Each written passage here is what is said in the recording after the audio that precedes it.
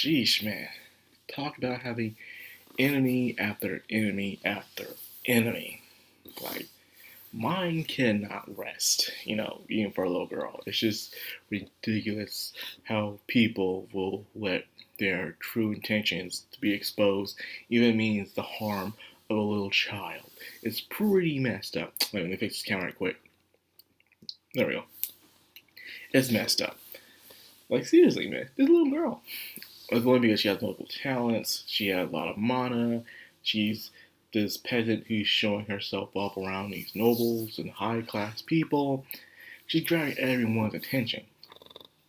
And once again, to give this story props, it's something that a lot of these guys like to do. With an isekai, usually with the main character, they start showing props or they want to live a normal life in the isekai world, but they're being shown up by all these nobles and all these high class people, saying, "Ooh, this person's always thing amazing." They try so hard to stick out, even though they're trying to live a simple life. They always do something outrageous that just makes them stick out all the damn time. And it's supposed to be seen as a comedy skit, like, oh no, I did it again. Everyone's looking at me, or everyone is paying attention to me, and everyone wants to talk to me, negotiate with me, all that stuff, yada yada yada. And it gets annoying, because so many people do it. Where compared to the writer of Ascendance, Bookworm, they do the exact opposite. Instead of it being a comedy, it's more like a tragedy. This is a girl who doesn't just want to live a simple life. She just wants to live, point blank.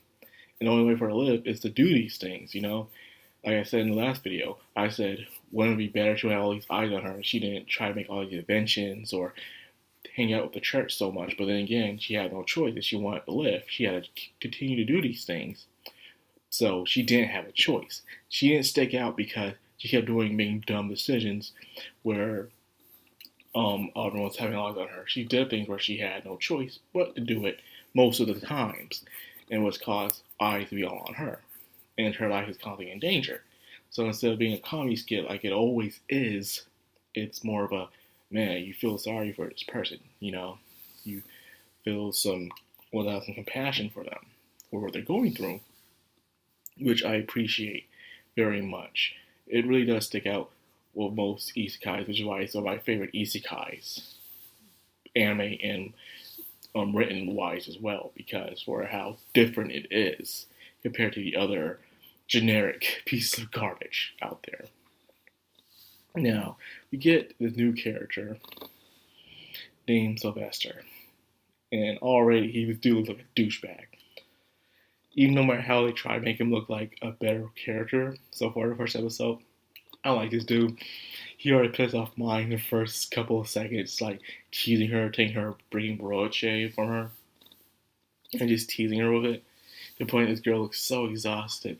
He already said that she can die by exhaustion, and here he is still doing the ignorant thing ever.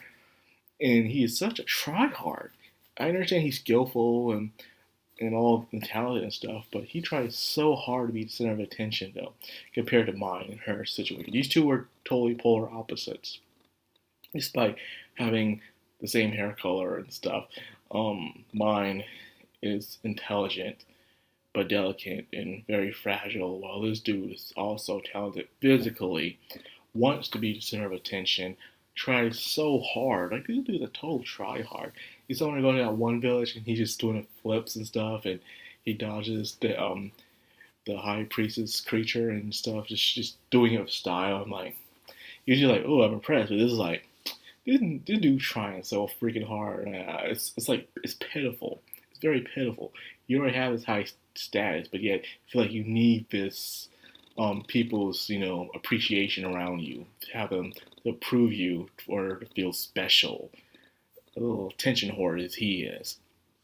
He's just obnoxious. You can throughout the entire episode where he wants to eat Mine's food, or Mine's like, I'm willing to offer him half. And here he is like, no, I want all of it. In a way, but he decides to back out, like, I guess half is fine. I'm like, nigga, you glad I give you some. Dude. Like, even though he was helping them out during the attack, I still don't like this character. He annoys the shit out of me. Like, oh man, he was exhausting.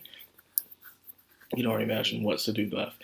They even asked for seats to be separate, but yet he's sitting right across from mine. That's not separate. I'm not saying not just side by side, but also in front. I don't want to look at this dude I'm eating. I don't want to be next to this dude I'm eating. Have him over there. Nope, put him right in front of her. Dude, I'll be just looking at the dude who raised the seats like, you don't know how to follow orders, huh? But anyways, so you get more people after her to the point where you even try to commit a kidnapping. And the kidnappers the would-be kidnappers, I would say, who even try to do it were top class. The point that they're willing to actually kill themselves if they get caught is very impressive, showing how much loyalty and dedication and professional these kidnappers are, even if they didn't succeed in their job. Yeah, and I did like how you didn't see it happening, but you could still feel the tension of the atmosphere within the show. Especially you said when you used the wind magic, you saw the window, made a little impact effect. I'm like, yikes, you know? The dialogue itself makes you feel like, wow, this is a very grave situation that she's in. In fact, they need to do action. And sometimes it is good to tell than show. Some people say show is better than telling, which is true, but at times if you can do it right in the atmosphere, saying the mood, you can do a perfect job at just telling the situation as well instead of showing. It all depends on how you do it. If you're just talking about yada yada yada, then of course it's boring. But if you set a certain mood, an atmosphere, just showing people's facial expressions, like people are really listening in, and having the music itself, people are really listening in on the conversation of what's going on, showing how dire or serious the conversation is, which they did a fantastic job at. And leading up to the very hectic finale of this episode, showing how they're willing to threaten line by capturing a character who has very important people in there with her. And they were able to succeed, but by the skin of their teeth. These people are going to be relentless. And I'm feeling they're going to keep adding more and more. They're going to become even more schemy than they were before. These people who have yet to truly reveal themselves, people who want to kidnap Mind, people who want to use her for her powers or for her brain. Either way, things are very dire for this little girl. And the further and further we get into this series, she's going to have to make a drastic decision whether her feelings matter or not, I'm afraid.